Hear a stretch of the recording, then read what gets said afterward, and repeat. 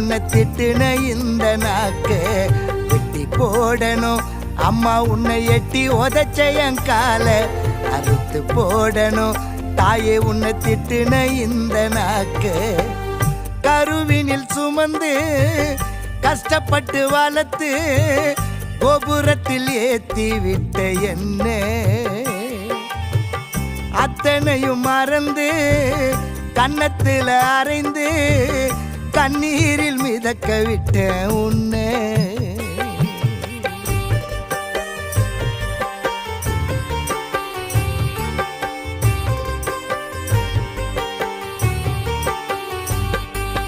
ஆசைப்பட்டு நான் கேட்டதை எல்லாம் வாங்கி கொடுத்த எனக்கு என்ன புண்ணியம் செஞ்சேன் நான் மகனா பிறந்த உனக்கு.